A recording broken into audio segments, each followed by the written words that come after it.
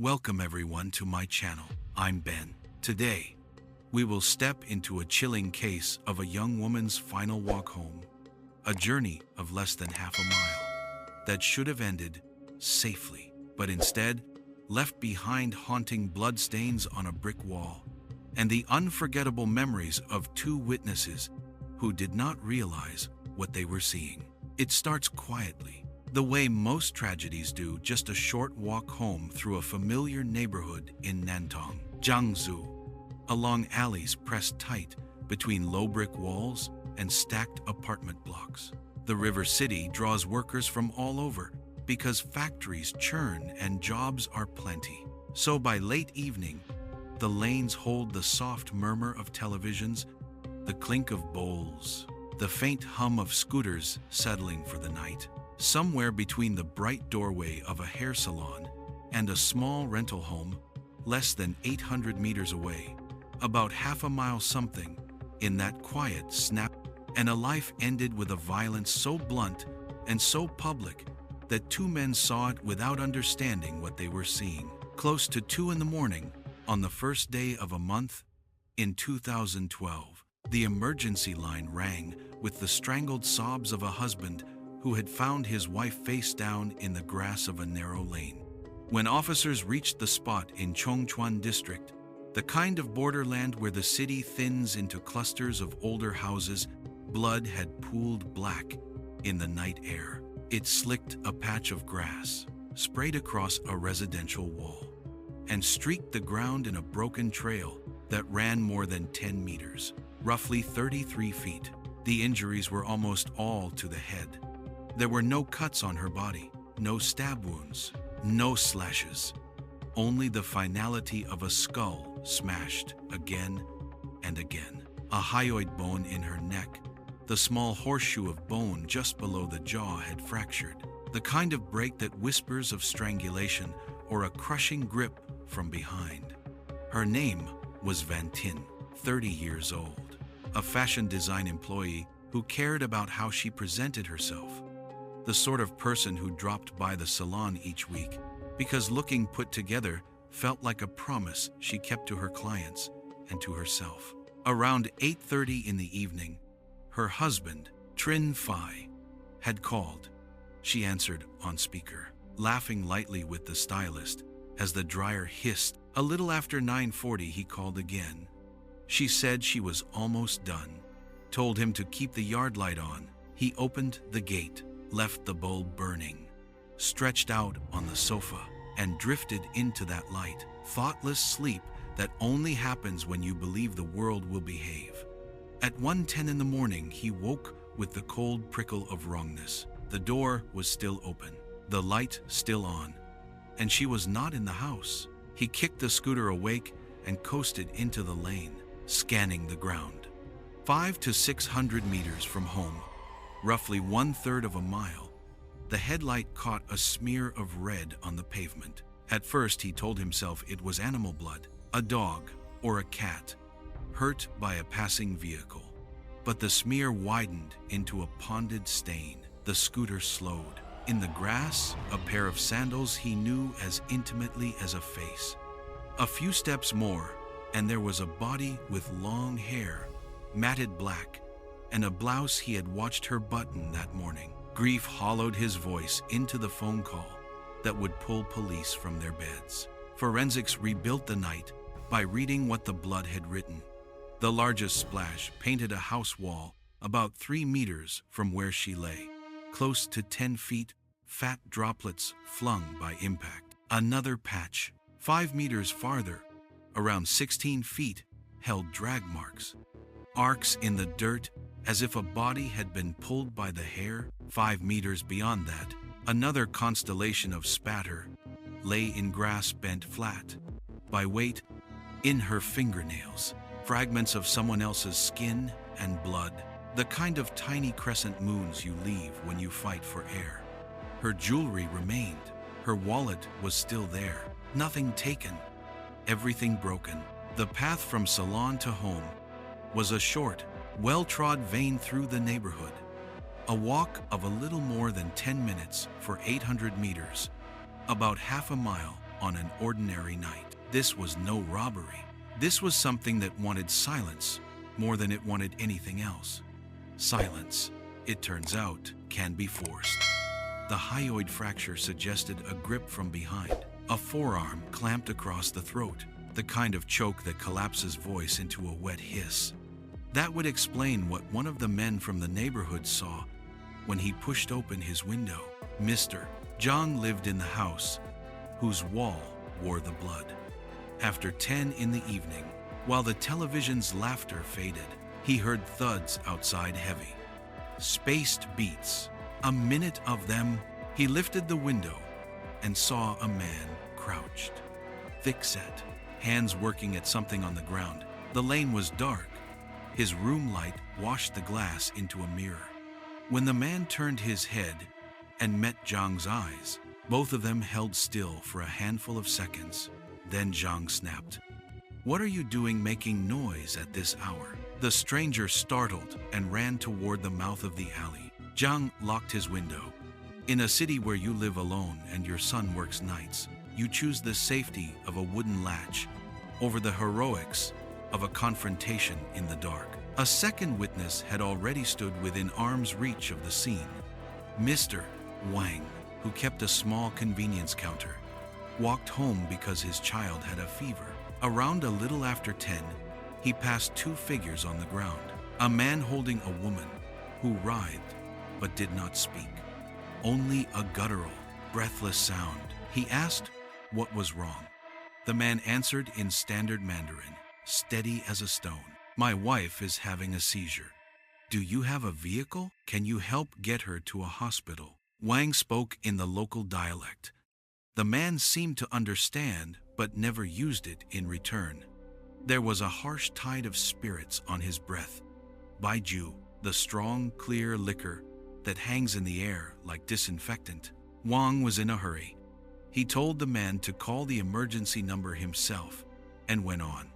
Later, he would replay those seconds over and over. The woman's feet kicked toward the open lane, her head pinned near the wall. The way her hands wheeled toward him, as if pulling on invisible sleeves. In the moment, all of that had fit a seizure in his mind. Only daylight would tell him he had walked past a murder. Investigators drew a small circle on the map, 1 kilometer from the kill site, about 2/3 of a mile, and began screening men who matched a simple, chilling profile. Middle-aged, physically strong, from out of town, but familiar enough with the local dialect to understand it, and drunk on the night in question. An early suspect named Liu faded from the board. Bus records and family checks placed him on a long-haul ride out of Jiangsu before the killing window. Another name settled into the crosshairs. Lu Haye, 38, a rebar worker, newly back in Nantong after time away. The kind of man whose windowsill collected empty baijiu bottles like trophies. He had arrived late that afternoon and, before the sun properly set, joined old workmates for a reunion that soaked the night in cheap liquor. Before dawn, he left again, saying a child was ill. Nobody had seen him receive a call. Nobody had heard his phone ring. He had barely spent 12 hours in the city he claimed to have returned to for work, when a highway checkpoint flagged down a coach bus, and a man in the 4th row kept his eyes on his shoes and the window. Officers asked for his identification. He said he had none. He said his name was Li. The bag in the luggage hold said otherwise. The card in the bag said Luhai. Back in Nantong, he sat for hours and said almost nothing. When the questions touched the lane, he turned his head and let them pass like weather. When they asked about the night's drinking, he said he didn't remember. Bodies tell truths, mouths won't. The stiff shoulders when a hand rests lightly on a forearm. The way a man unclenches in the hallway but locks tight again as soon as the recorder clicks. And even stone will crack if you tap at the seam long enough. Officers stopped asking about blood and started asking about children. Something inside him folded, and then the words came. He was drunk, he said. He had followed a beautiful woman who walked alone, admired her clothes and the calm line of her back, and the thought that began as a flicker in his head lit like a match. He came up behind her and clamped down to make her sleep. She fought. He believed she had seen his face. He dragged her by the hair and hammered her head against the wall. When people appeared, the shopkeeper with a sick child, the older man behind a window, he left her on the ground and slipped away into the dark. Later he washed, changed, lay down, listened to sirens, and crept back to watch the blue lights crown the alley, and a husband open his chest with grief. Before dawn he made himself small and gone. He swore that sober he was a quiet man, a good father to 2 children, who lived with his own parents after his wife left. He swore that the liquor had loosened something he spent years bolting shut. None of that would bring a mother back. None of it would clean the wall. By morning, grief rearranged an entire household. The husband moved his daughter away from the rental, because every time the lane bent and the wall came into view, he felt a suicidal pull toward the bricks, an urge to join his wife in the silence she had not chosen. He kept 3 bowls on the table at dinner anyway. He kept watching their wedding video. In the courtroom months later, arguments about intoxication and old injuries and the psychology of resentment rose and fell. But the court would not accept drink as a shield for deliberate cruelty. A life had been taken, loudly, inches from homes and human eyes. The law answered in a voice as final as the blows had been. The morning after, detectives walked into a small hair salon that had barely lifted its shutter. The stylist remembered her well, the woman with careful taste who chatted easily, who put her husband on speaker so he could hear the hiss of the dryer and the lightness in her voice, who glanced at the clock and said she had to hurry home. It was a simple detail, but it mattered. She left a little after 10 in the evening, and the distance from that salon to her rental less than 800 meters. About half a mile was the sort of short walk you tell yourself is safer than calling a taxi. It would take a little more than 10 minutes at an unhurried pace. Somewhere in that short, ordinary stretch, the night bent toward horror. The husband, later, would say he had begged to take her another day, not that night. He felt the tug of a company dinner, had sipped a little, and came home early, tired. They were the couple who did things in twos, errands, snacks, evening strolls, small purchases that fill small marriages with small joys. And that night was one of the rare times she walked alone. The autopsy would say there were no classic signs of completed sexual assault. But her undergarment was torn open at the back, and nothing had been taken, jewelry in place, wallet intact. The trajectory of the attack read like this: a man who wanted to do harm of a different kind, stopped by resistance and witnesses, turned the violence toward silence. The task force started with the scene, drew a circle of 1 kilometer, about 2/3 of a mile around it, and began to comb.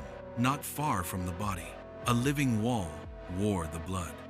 Not a fence, the officers noted when they knocked on the door, but part of a home, plaster and brick, that held up a family's ceiling. The house belonged to the Jungs. Only the father was in that night. His son worked a factory night shift. After 10 in the evening, as he turned down the television and reached for the light, the wall began to sound. Heavy thuds spaced out over more than a minute, each blow a pulse through the masonry.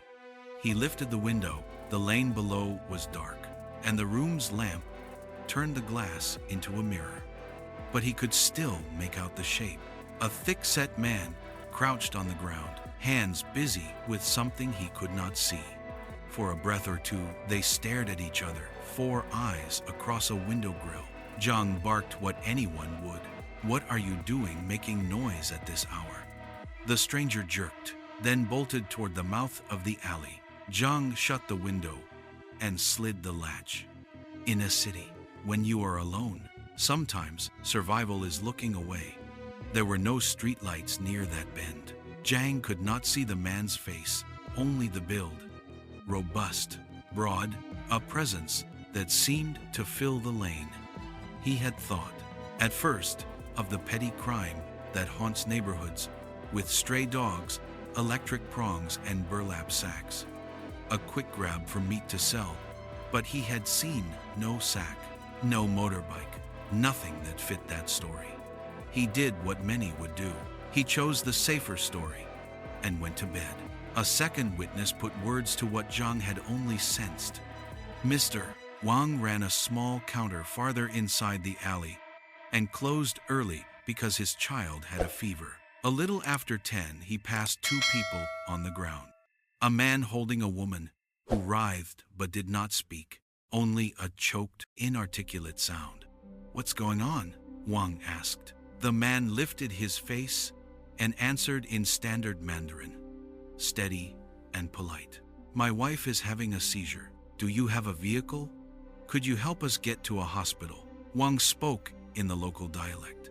The man seemed to understand, but did not use it back. There was a strong tide of baijiu on his breath, the sharp, medicinal reek of clear grain liquor.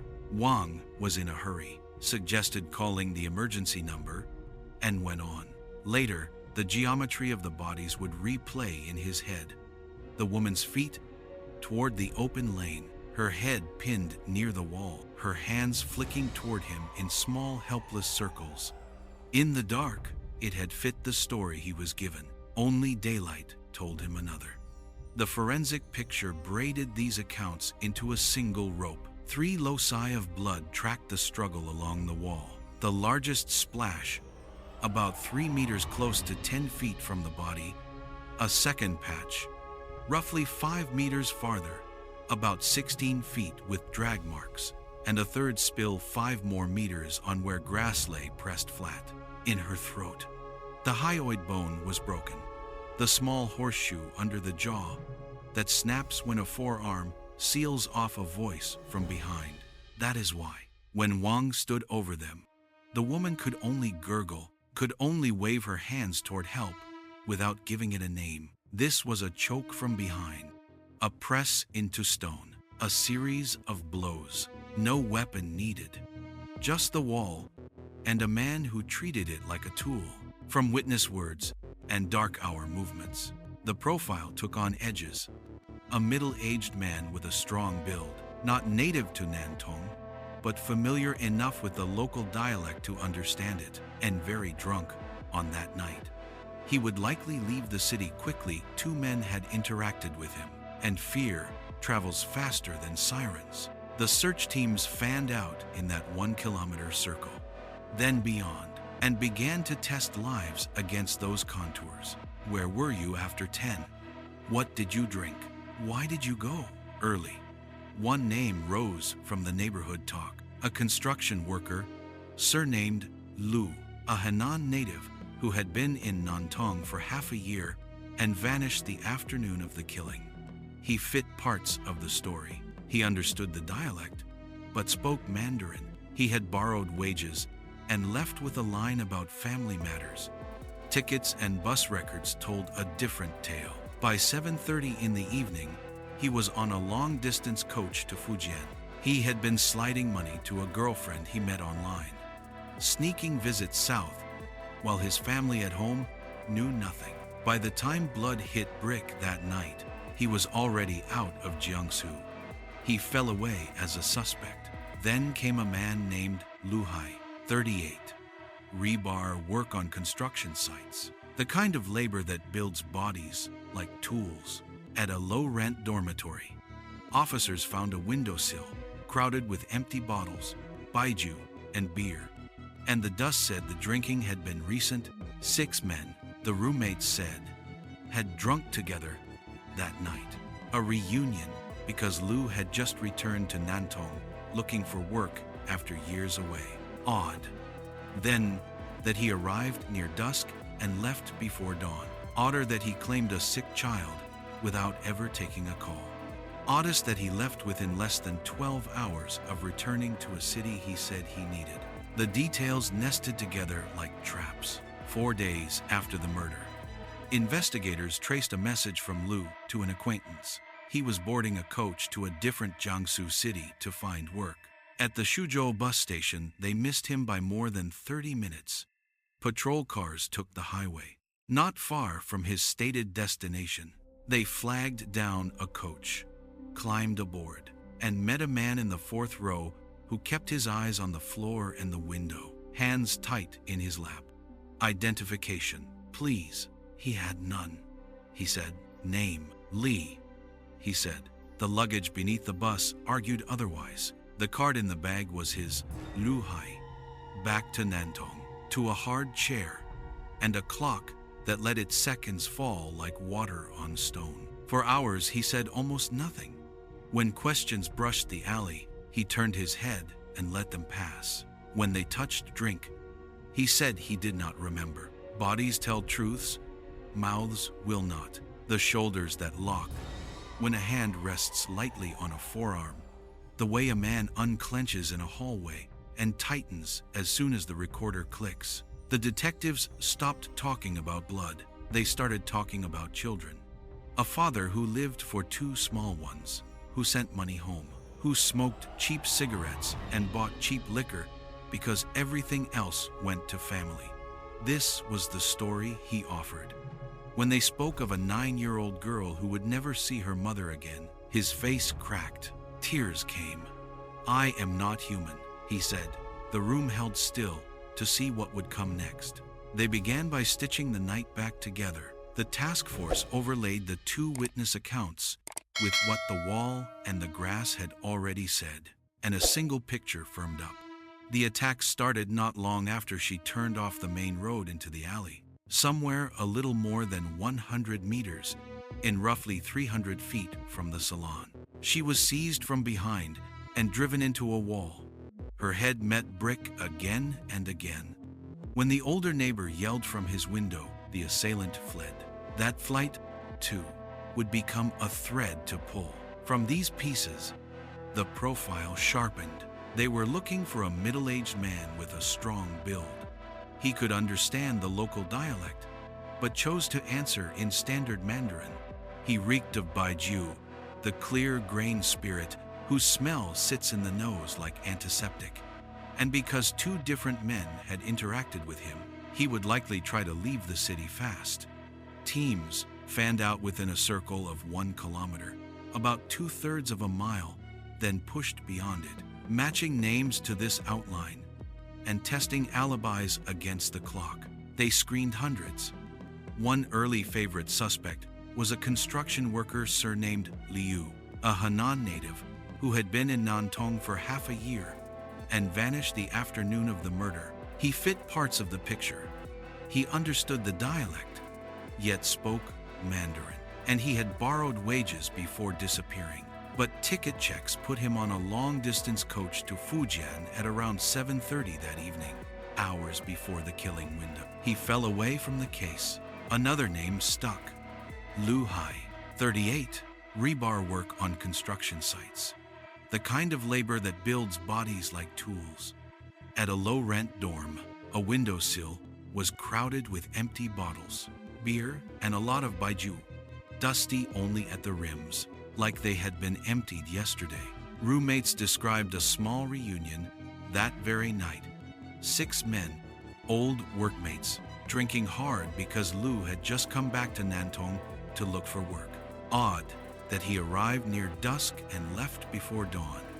Odder that he said a child was sick, although nobody had seen a call come in. Oddest that he spent barely half a day in the city he supposedly needed. The details nested like snares. On the 4th day after the killing, a message surfaced. Lu said he was boarding a coach to another city in Jiangsu to find work. Officers missed him at the Suzhou bus station by more than 30 minutes. Patrol cars took the highway and flagged down a coach about 20 kilometers around 12 miles from its destination.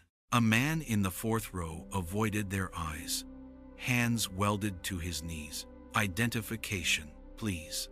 He had none, he said. Name. Li, he said. The bag in the luggage hold disagreed. The identity card inside belonged to Lu Hai. He wilted rather than fought. As they walked him off the bus, people who are wrongly grabbed tend to flare. He shrank. They brought him back to Nantong. He offered almost nothing in the first hours. When the alley came up, he turned his head. When drink came up, he said he could not remember.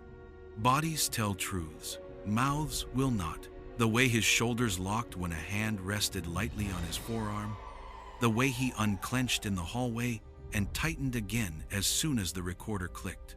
Detectives shifted their ground. They stopped mentioning blood. They talked about children instead, about how a father scrapes by on cheap cigarettes and cheaper liquor because everything else goes home to the two small ones, about how a 9-year-old girl somewhere in the city would never see her mother again. A hairline formed in his face. Then water came. "I am not human," he said. The room held still to see what would follow. Confession is not one thing. It is a slow walk. He began at the beginning he could bear. He had returned to Nantong that afternoon, he said, to look for work, staying at the dorm of fellow migrants. That night they ate and drank. He had downed about half a liter of baijiu, roughly 17 fluid ounces, and 3 bottles of beer. Near 10 he drifted outside alone to walk the alcohol off. The air felt cool and alley felt quiet. A woman passed him going the other way, slim, well-dressed, unhurried, alone. A thought lit like a match. He followed her a short distance. From behind, he locked an arm around her throat to make her sleep. She fought. He believed she had seen his face. He dragged her by the hair and drove her head into the wall. Witnesses appeared: a shopkeeper with a sick child, and 2 minutes later, an older man at a window. He let the woman drop where she lay and slipped into the dark. Later, he washed. Later, he changed his clothes. Later, he returned to stand at the edge of the tape and watch blue lights pool in the alley, and a husband tear himself open in public grief. Before daylight, he made himself small and gone. The forensic narrative fit the words. 3 distinct pools and spatters of blood traced the path of the struggle along the wall. The largest pattern about 3 meters close to 10 feet from where she was found. A second patch another 5 meters, about 16 feet down with drag marks. And a third zone of dense spatter in flattened grass 5 meters beyond. In her throat, the hyoid bone, the small horseshoe of bone just under the jaw, had snapped. The fingerprint of an arm pressed from behind to seal away a voice. That is why, when the shopkeeper stood within arm's reach, she could only gurgle and reach and never name what was happening. The man's breath was a tide of baijiu. He understood the dialect, but would not use it. The picture held. What the picture did not show was the life that walked into that alley. He talked about poverty first. He had married late because he could not afford it. He said he was not much of a student, not much of a talker, and for years he lived with his parents, in a house that felt too small for his own name. When he finally had a partner, she left after bearing 2 children, choosing a man with more money. Shame settled in like weather. He worked, sent cash back, and wrapped himself in silence. He drank, he read. He had 2 favorite kinds of stories. He told detectives in a calmer hour, the ghostly ones and the detective ones. In those pages, he spoke freely about spirits, about puzzles, about knives that are always only words. In person, he almost never did. People at the dorm called him honest, even kind, a man without a record and without enemies. They could not square that with the wall. That was the point. A life can be both. Grief does not wait for courts. The husband moved his daughter away because the bend in the lane and the stained wall called to him with a kind of gravity. He said that every time he saw it, he had to fight the urge to run his head into the same bricks and follow her. Money thinned. The woman had been the strong earner. His back was not good, and his job could not carry a family. He set 3 bowls on the table anyway. At night, he opened photos and the wedding video and tried to make sense of a day that no longer belonged to time. In court, months later, drink tried to stand as a shield. He had been very drunk. The defense said he had not been fully himself. The panel refused to let intoxication soften what had been deliberate. They weighed his blank record and the hard years, and the quiet neighbors who swore they had only seen a patient father. They weighed the woman's last walk and a wall that needed no weapon to become one. The sentence that came down matched the loud, blunt way the life had been taken. Appeals would follow. The outcome would not change. He was not the first suspect. The sweep started wide and practical. Men of roughly middle age, strong build, familiar enough with the local dialect to understand it, but choosing to answer in standard Mandarin, reeking of clear grain liquor. The Chinese call baijiu, a spirit whose nose is sharp like antiseptic and very likely to leave town fast because 2 people had interacted with him that night. Within a circle of 1 kilometer, about 2/3 of a mile, officers combed lanes and dormitories, then pushed beyond. The first man who seemed to fit, a construction worker surnamed Li Wu from Henan, vaporized that afternoon and drew attention, but bus records showed he had boarded a long-distance coach toward Fujian at around 7:30 in the evening, hours before the attack. Window and phone checks with family confirmed he was already far from Jiangsu by the time blood hit brick. He fell away. Another name stuck. Lu Hai, 38. Rebar man. The work itself carves a body into a tool. When officers entered the low-rent dorm where he had landed, the window ledge still wore a crown of empties beer and a lot of baijiu, and the thin dust at the rims suggested the bottles had been emptied only yesterday. Roommates said a small reunion had bloomed that night. 6 men, old workmates, welcoming Lu back to Nantong with drink. Odd that he arrived near dusk and left before dawn. Odder that he claimed a sudden sick child, although no one heard a call. Oddest that he stayed in the city he supposedly needed for work for less than 12 hours. These were details that nested like snares. The 4th morning after the killing, Lu's trail twitched through family and friends. Officers learned he planned to take a coach to another city in Jiangsu to look for a job. At the station, they were late by more than 30 minutes. Patrol cars took the highway, flagged down a long-distance bus, roughly 20 kilometers, about 12 miles from its destination, and climbed aboard. A man in the 4th row kept his gaze on the floor, then the window, hands welded to his knees. Identification, please. He said he had none. Name, he said Li. The luggage below disagreed. In his bag lay an identity card with his real name, Lu Hai. People wrongly grabbed tend to flare. He shrank. They brought him back to Nantong. For hours he offered almost nothing. When the alley came up, he looked away. When drink came up, he said he could not remember. Bodies tell truths. Mouths will not. Each time a hand touched his forearm or shoulder, his frame locked. In hallway breaks, he seemed to unclench. And as soon as the recorder clicked, he tightened again. Detectives adjusted. They stopped hammering at blood. They began to talk about children instead. About cheap cigarettes and cheaper liquor because paychecks went home. About the 2 small ones depending on him. About a 9-year-old girl somewhere in Nantong who would never see her mother again. A hairline formed across his face.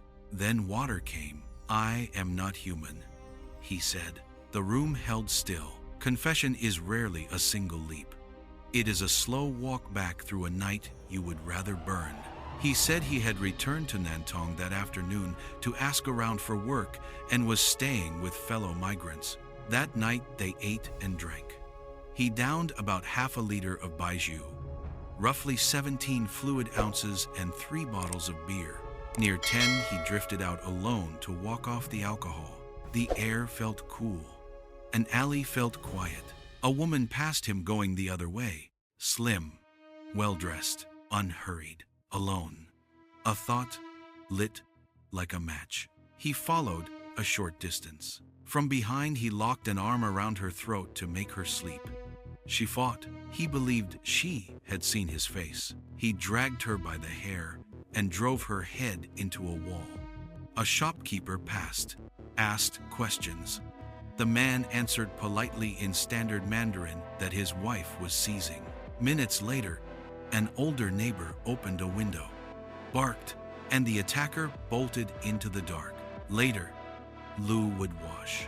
He would change clothes. He would go back to the scene to watch the blue strobes and the husband tearing himself open in public grief. Then he would make himself small and gone before daylight. The forensic picture had already been telling that story. 3 zones of blood traced the struggle like stations. The largest pattern about 3 meters close to 10 feet from where her body lay. A second patch, another 5 meters about 16 feet down with drag marks. And a third dense spatter in grass pressed flat another 5 meters farther in her throat. The hyoid, the small horseshoe of bone tucked between chin and neck, had snapped. A break common when a forearm seals off a voice from behind. That is why, when the shopkeeper stood within arm's reach, she could only make choked sounds and wave her hands, never forming a cry, no weapon in hand. A wall was enough to become one. Witness memories lined up with the confession's edges.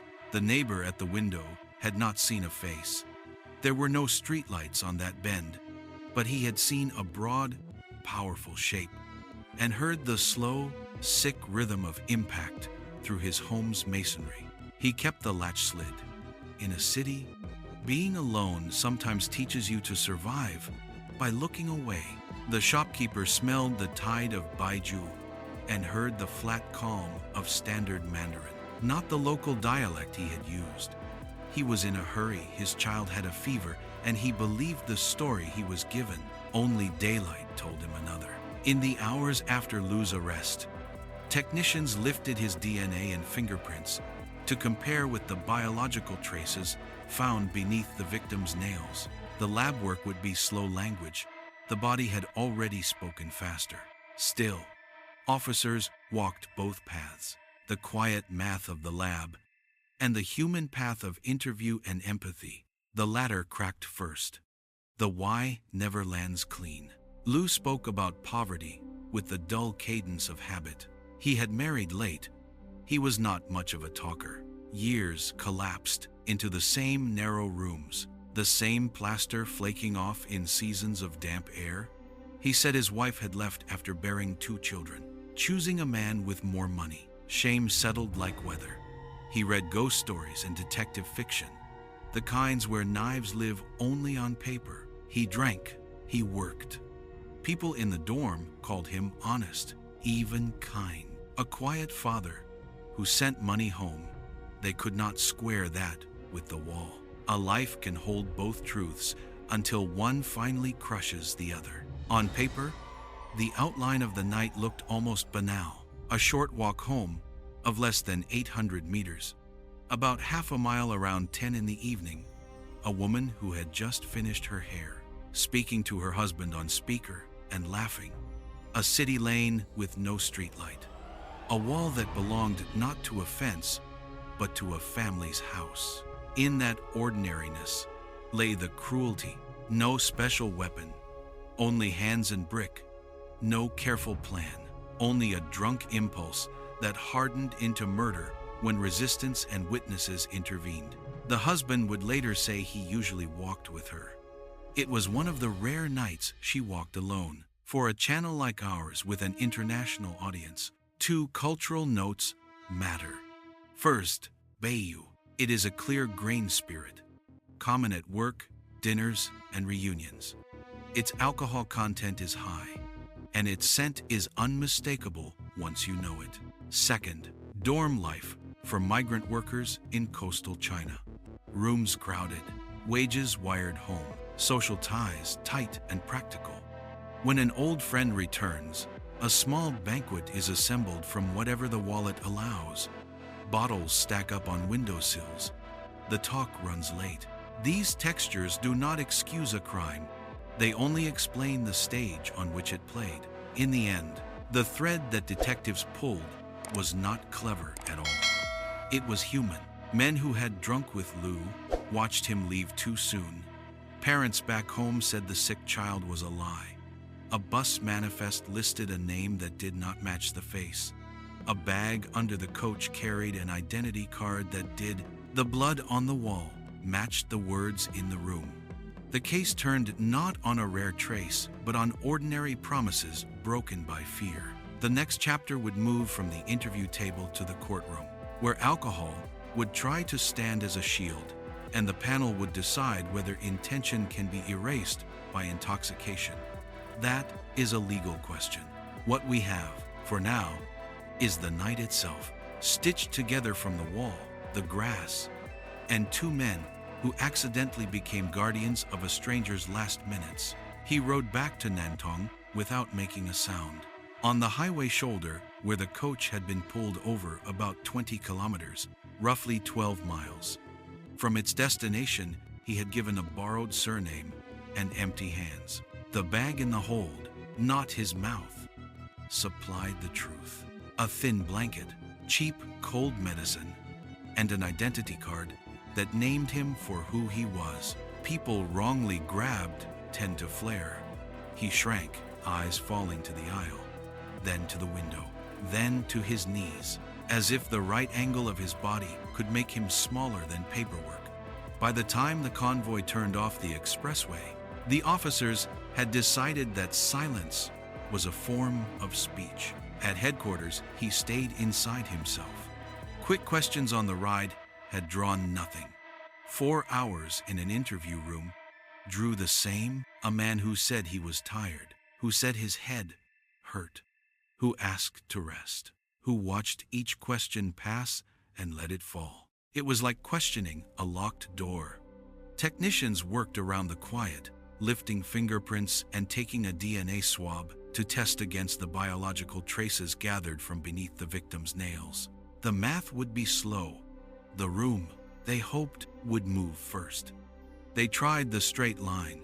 Tell us where you were. Tell us why you left.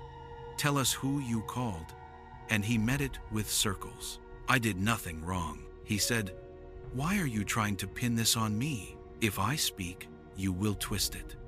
If I keep talking, you will only suspect me more. He returned to the same point again and again. An orbit that would not decay. The transcript reads like a loop.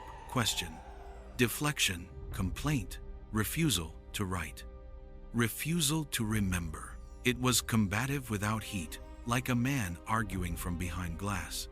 Outside the room, the picture that sent officers after the coach had already grown rib bones. Parents at home said the sick child was an invention. Both children were well. Roommates in the low-rent dorm had described a night of drinking to welcome him back to the city, and a dawn departure that made no sense. He arrived near dusk and left before first light. No calls about family. No good reason at all. It took only one text message to a friend. He was catching a long-distance bus toward another Jiangsu city for the highway pursuit to begin, and only one glance at the coach manifest for an old photo to half-match a present face. The rest was the bag under the bus, and the way a body behaves when it knows a story is ending. Inside the room, bodies told truths mouths would not. Each time a question landed, an interviewer's hand brushed his forearm or shoulder light. Professional. The way you might steady a nervous man on a curb. Each time, his frame locked, forearms rigid, jaw tight, breath high in the chest. In the hallway between sessions, he seemed to uncoil, then re-armored as soon as the recorder clicked. Behavioral signs are not verdicts, but they are threads. Here, the thread tugged hard. They widened the ground beneath him. Not blood, not brick, not the alley. They asked about work, about cheap cigarettes and cheaper liquor, about pay packets sent home. about the years that had turned into the same house and the same silence. He spoke more easily about failure than about fact. He said he was not much of a man among men, that he had married late and been left with 2 small children to raise, that he had learned to live with lack. It was the first honest shape in the air, a father who believed himself spent. The officers marked it and did not push. They let it sit until it warmed the room. Then they told him a story that was not new to him, because he had stood at the edge of its tape.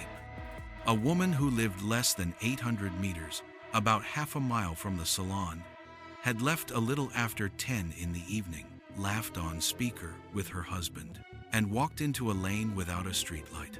There, a wall that held up a family's roof became a weapon. There, a neighbor at a window had yelled, "There." A shopkeeper in a hurry had believed a lie about a seizure and walked on.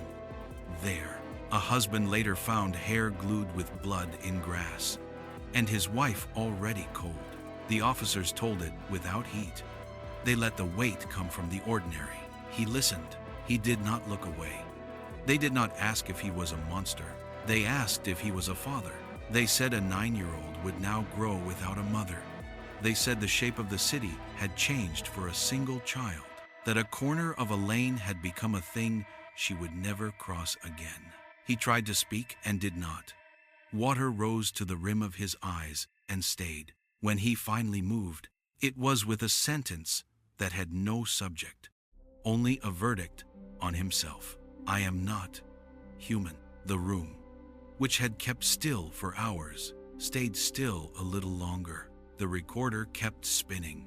Confession does not fall all at once. The first pieces were edges. Yes, he had returned to Nantong to find work. Yes, old workmates had welcomed him with drink. Yes, the bottles on the windowsill and the stale sweetness of beiju on his breath could have been his. Yes, he had left before dawn, without telling anyone why. He did not move yet toward the alley. He spoke instead about walking to clear his head, about air that felt good against a hot face, about the black stripe of a lane that promised quiet. The officers did not interrupt. They let him decide whether to step over the next line. In the city outside, the task force had already drawn its own lines. They had reconstructed the fight along the wall, marked 3 distinct stations of blood and drag, and matched the witness memories. The older man at the window saw a broad back and heard the slow rhythm of impact through masonry. The shopkeeper smelled a tide of clear grain, liquor, and heard standard Mandarin from a man who understood the local dialect but chose not to use it. Those facts, simple, stubborn, waited like fixed points on a map, ready for the words to find them. He circled again. He said alcohol makes a person sleep like a stone, that he did not remember much beyond the drinking, that if he had known anything helpful, he would write it down. He refused paper. He refused pen. He raised the shield of amnesia higher each time a detail pressed close. The officers did not argue the science of memory. They asked about his children again. They asked what a father is for when the worst thing has already happened. The question did not have a clean answer. It had gravity. It pulled. By the second dusk, the room had a different weather.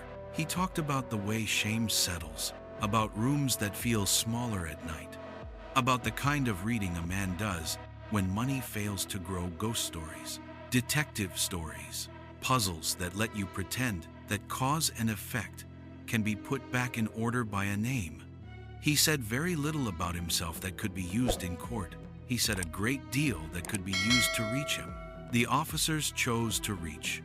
They let their chairs scrape the floor a little closer. They let their voices carry the downtown hum that comes through thin windows, a scooter's buzz, a hawker's call, a life going on beyond walls.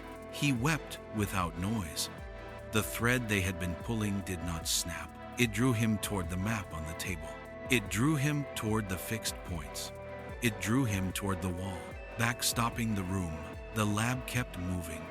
Comparisons between the swab taken from him and the biological traces lifted at the scene would take time. They might return as a match, or as a probability, or as a question that asked for another round of controls. The officers were not waiting for a number to decide whether a human being had been struck against brick. They already knew that was true. What they needed from him now was not a statistic. It was a sentence. He did not give it that night. He gave parts: that he had drunk enough to blur the edges, that he had stepped outside alone around 10 in the evening to cool his face, that a lone woman had walked past him on the way home, that he had followed for a short distance.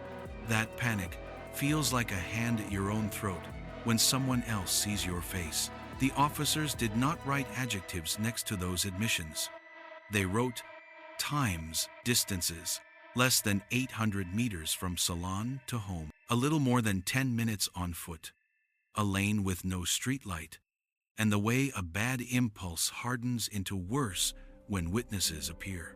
They wrote the word wall and underlined it twice. They kept their voices level.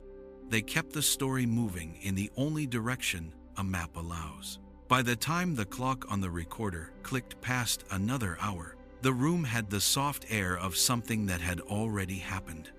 He sat forward. He let his hands flatten on the tabletop. He did not try to borrow another name.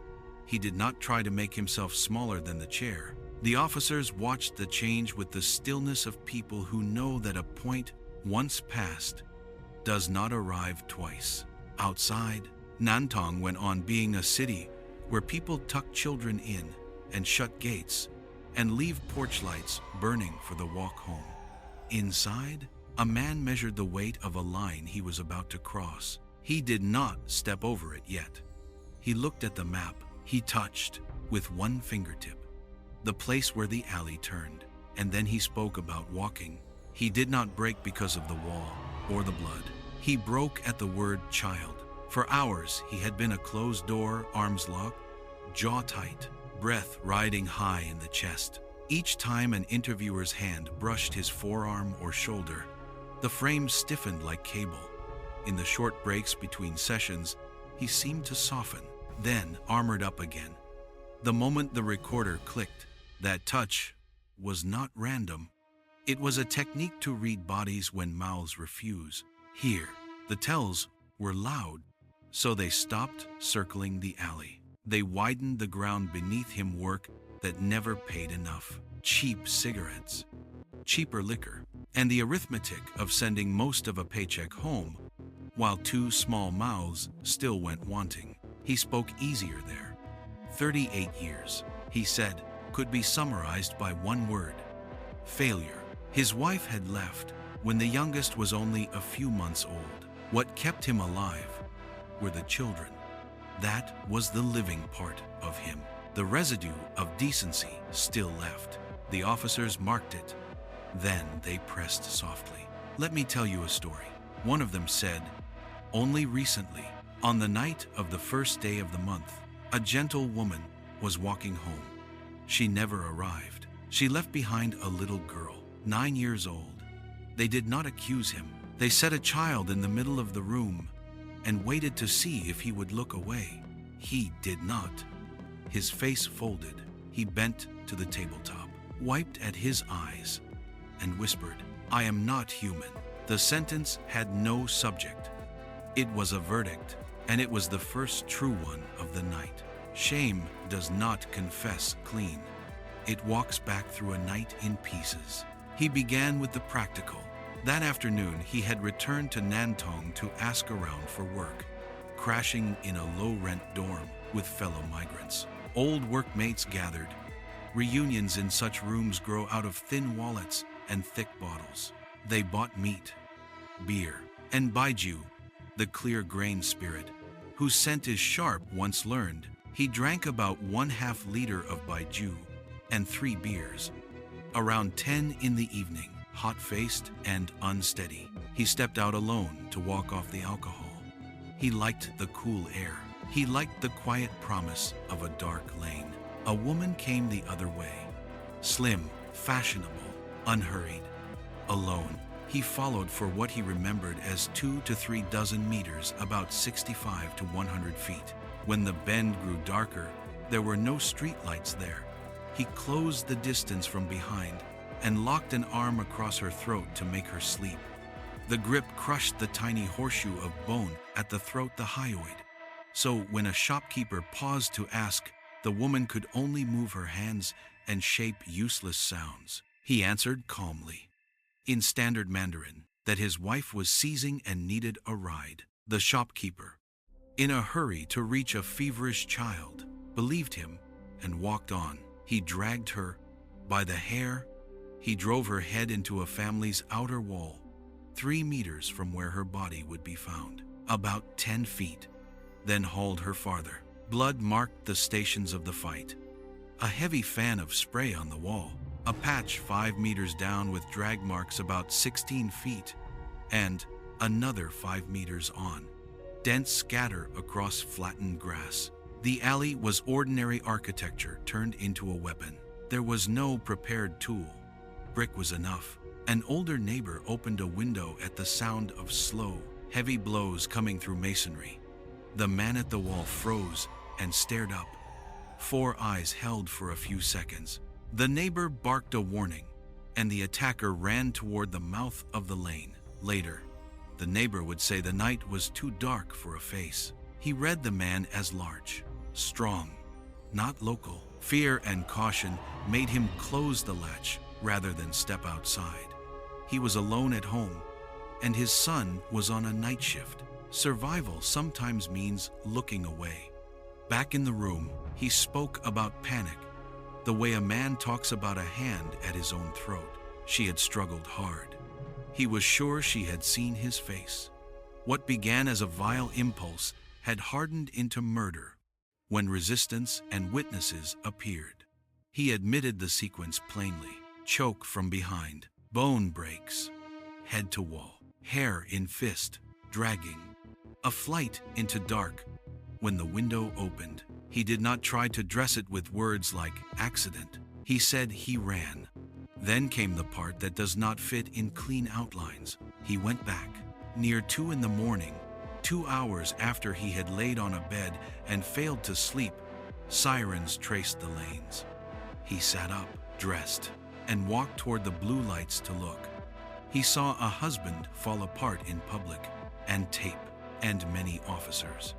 He made himself small and slipped away to the dorm. At first light, he lied about a sick child and left the city in a hurry. There had been no phone call home, and the children were well. The speed was not for them. It was for fear. The rest, the room already knew. Parents at home said the sick child was a story. Old friends said the timing made no sense, arriving near dusk and leaving before dawn. Less than 12 hours in a city where he claimed to need work. A bus manifest, a nervous face in the 4th row, and a bag under the coach with his identity card did the rest. People wrongly grabbed tend to flare. He shrank. On the ride back to Nantong, he gave nothing. In the next 4 hours, almost nothing. But bodies tell. His did. The officers did not argue neuroscience when he raised alcohol like a shield. They returned to the daughter with no mother now. They asked what a father is for when the worst thing has already happened and cannot be unwritten. They did not raise their voices. They let the weight of ordinary facts do the work. A walk of less than 800 meters, about 1/2 mile from salon to home. A lane without a street light. A wall that belonged not to a fence, but to a family's house. No stolen jewelry. The back clasp of underwear torn. No weapon carried because hands and brick were enough. He understood that map. He had touched the turn in the alley with one fingertip already. Now he filled the blanks. The lab would move in its own time. Comparing the swab from his mouth with the biological traces scraped from beneath the victim's nails, the math would be slower than the human part. In this case, the human part had already arrived. He was not ready to write. Not yet. He spoke, then he stopped. Then he spoke again. Confession is a tide. The officers did not force it. They stayed in the room until the tide had covered the map. For a channel like ours, two notes matter. First, context is not excuse. The cramped dorms, the migrant pay packets, the ritual of bottles on a windowsill after a reunion, these build a stage but never write the act. Second, the method was brutally simple. A choke from behind that breaks the hyoid, a head driven to a wall, a story told in 3 stations of blood across less than a dozen meters, about 40 feet. In a place without streetlight, ordinariness becomes a kind of cover. That is why Mr. Wang, the shopkeeper, believed he was seeing a seizure. That is why Mr. Zhang, the neighbor, chose not to step into the dark. Both men live with what they did not know then. The city does, too. When he finally laid his hands flat on the tabletop, the room had the air of something that had already happened. He no longer borrowed names. He no longer tried to make himself smaller than the chair. The sentence he had given the officers, "I am not human," was not a legal conclusion. The next chapter would belong to the court, where intoxication would try to stand as mitigation and intent would be weighed against impulse. The room did not do sentencing. It did the night, and the night, in his own words, looked like this: a short walk, a dark lane, a wall, 2 witnesses who did not know what they were watching, and a father who ran. He had not planned anything. That was the line Lu Hei would repeat. Once the handcuffs clicked and the room turned small and airless, the words came in waves: collapse, blankness, then a brittle defiance. As if he were trying on explanations to see which one would dull the edge of memory. He called himself an animal, said he had been drunk, said the woman had been beautiful, that he had been alone too long, that desire and shame had fused into an impulse he could not hold back. When sober, he insisted, he was not that kind of man. People who knew him agreed. Acquit, square-dealing laborer, a single father who kept his head down and his hours long, a man with no record. Impossible to imagine at the center of such a crime. Poverty had settled over him early and stayed. In his 20s, when neighbors married and children appeared one by one, he still slept under the same roof as his parents, saving coins and swallowing the small humiliations that come when you cannot afford a wedding. He had little schooling, no apartment of his own, and a temperate, almost apologetic presence. The kind of man who answered 1 sentence for every 10 you spoke to him. Later, working away from home, he moved in with a divorced woman.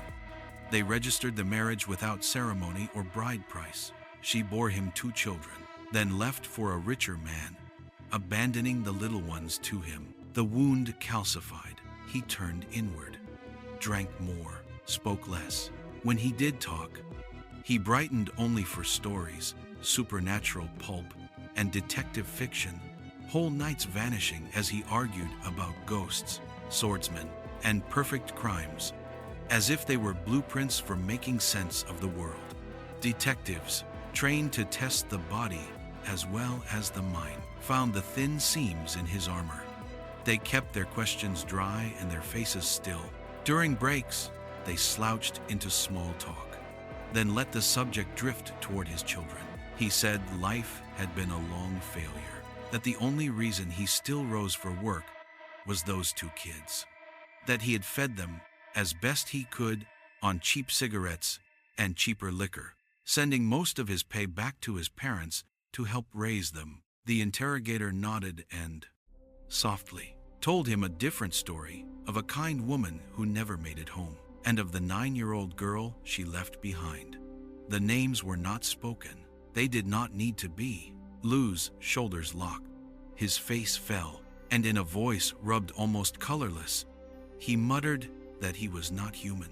The rest tumbled out after that. He said that on the first evening of the month, he had arrived in Nantong to look for work and stayed with countrymen in a low-rent dorm.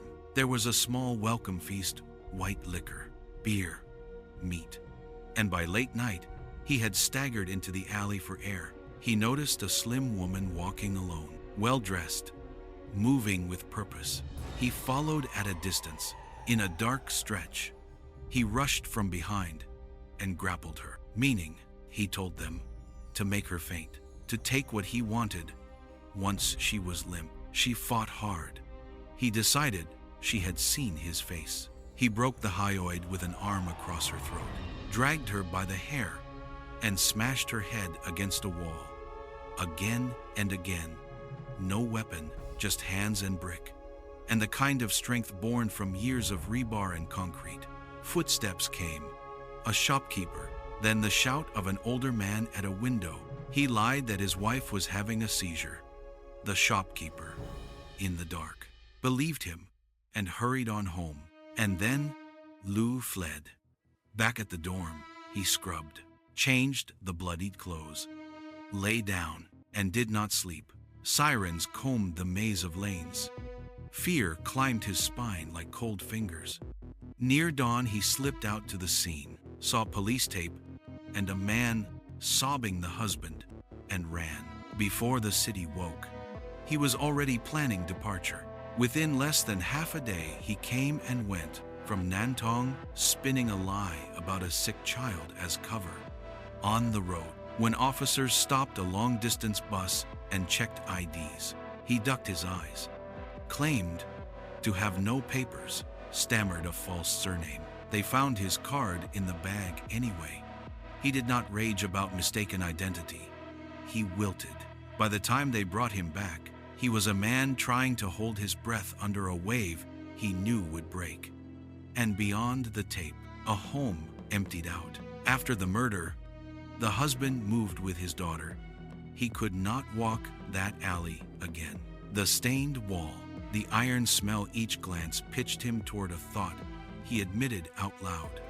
To slam his head into the brick and go where his wife had gone. He did not. There was a small girl to feed.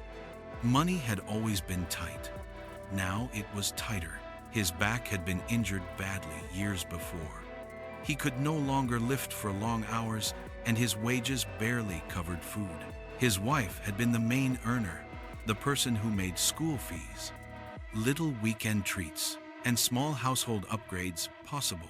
The morning after, the city began to buzz with whispers. The girl learned the truth. She did not understand why a man would hurt her mother. She understood that the word never had entered her life. At dinner, he kept laying out 3 bowls and 3 pairs of chopsticks the way he always had.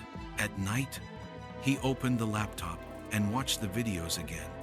A trip, a wedding, the first days when the future had looked wide and ordinary. At trial, the arguments turned sharp. The first instance court sentenced Lou to death for intentional homicide. His defense appealed, claiming extreme intoxication and a stormed-out psyche, an old wound from being abandoned by a wife.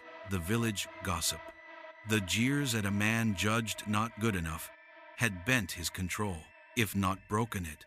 The higher court rejected the appeal and upheld the death sentence. Between legal teams, the fight was fierce. Beneath the statute, the same riddle thrummed. Where does culpable will end and the undertow of circumstance begin? The police reconstruction matched the blood. 3 distinct sites. Hair torn free. Arcs of spatter in the grass. Long drag marks along the wall. The autopsy told a consistent story: crushed skull, broken hyoid, strangled voice, and the city's rumor system filled in the rest. 2 men, neither villains, came face to face with violence and did not recognize it. One trusted a stranger in the dark. Another chose safety behind a window. The weight they carry now will never appear on any docket. There is no clean lesson here, only a ragged braid of them. Alcohol amplifies what is already wired into a person. Fantasy, when it replaces conversation, can become a private climate where monstrous ideas feel normal. Poverty crushes margins for error, and small decisions to pause, to pass by, to pick up a phone can bend a life past undoing. On a map, the last walk measured less than 1/2 mile, about 800 meters. On a family calendar, it stretches across years. The name of the alley matters less than the rituals that follow. 3 bowls at a table. A father who still talks to a screen. A child who will grow up learning to tell time by absence. He told the court he had not planned anything. He said he had been drunk. He said the shame came later, when the fog lifted and the scene returned in shards. His lawyer added layers to that claim: years of humiliation, a marriage accepted without dowry or ceremony, a wife who later left him, 2 small children, and aging parents, resting on his back like sacks of cement, and argued that the man who walked into the alley that night was a damaged, intoxicated version of a quiet laborer, not a creature born for cruelty. The panel heard him out, then upheld the first court's decision. Intentional homicide, death. Appeal denied. The fight in the courtroom was fierce. The outcome did not bend. On the law, the line was bright. Voluntary intoxication did not excuse what happened. No one forced the bottle into his hand, and a drunken act that ends another person's life is not a reason to lower blame. The judges looked at the night as it was, not as he wanted it to be. A well-dressed woman, alone, walking home. A stranger who chose to follow. A clear sexual purpose, dressed as "make her sleep," and a beating carried through to the end. That logic, once laid on the table, was hard to move. The evidence had already written the night in red. The scene stretched across 3 stations. A heavy fan of blood on a family's outer wall, about 3 meters from the resting place. A patch 5 meters down with drag marks, and another 5 meters farther, where grass lay flattened and flecked. The autopsy found a shattered skull. The hyoid bone at the throat was broken. The tail of an arm hooked from behind, and a voice crushed to useless sound. Jewelry and money were untouched. The back clasp of her underwear was torn, the weight of it all pulled toward one story. Assault intended. Murder completed when resistance and witnesses appeared. 2 men crossed the scene and did not know what they were seeing.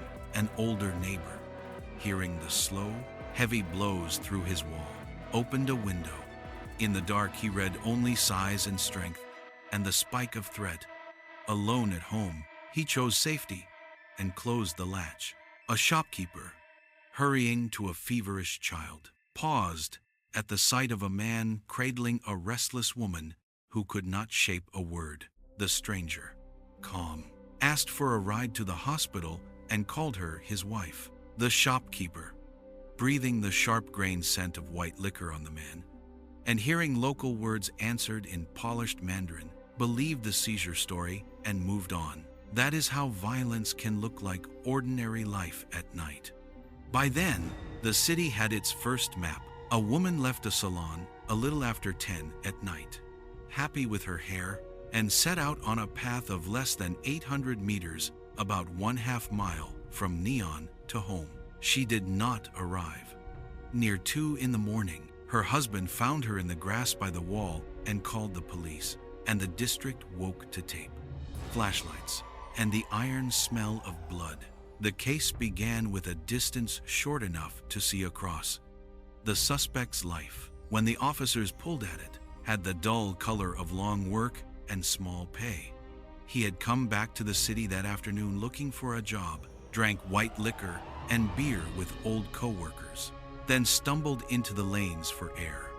Later, when the bus to another city was stopped on the highway, a nervous man in the 4th row said he had no papers, offered a false surname, and wilted when his identity card turned up in the luggage hold.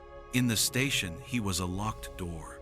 4 hours of silence, while technicians took prints and a DNA swab to compare with the biological traces from beneath the victim's nails. The mouth held shut. The body spoke anyway. Interrogators searched for the seam where a person breaks. They found it in the word children. In small talk between sessions, he said his life of 38 years could be summed up as failure, and that the only warm peace left in him was for his 2 kids. An officer did not argue the science of memory or the chemistry of drink. He told a short story instead. A kind woman whose walk home ended in an alley. A 9-year-old girl who would not see her mother again. The suspect folded, covered his eyes, and said he was not human. After that, the night came out piece by piece. In court, the defense reached again for context. The humiliation of being left, the gossip of neighbors, the long ache of money, the anger that curdles into a grudge against women, the fantasy that great pain permits you to cause pain. The judges did not accept it. On this point, the law rarely blinks. What drink loosens, the sober self has still placed within reach. What fantasy warms in private, a hand must still choose to do. That is why the sentence held. A few lessons remain once the verdict dries. First, ordinary places at night can mask extraordinary harm. A lane without streetlights, the confidence of a practiced lie, and our own hurry can make brutality look like a medical episode. Second, small choices matter. To walk with someone, to call for help, to keep a path lit, to distrust a stranger's calm. None of these guarantees safety, but each can bend a night. Third, stories we tell ourselves are not alibis. Poverty builds a stage. It does not write the act. The case became a public reminder to travel in pairs when possible, and to carry some means of protection after dark. The distance is short, the years after are long.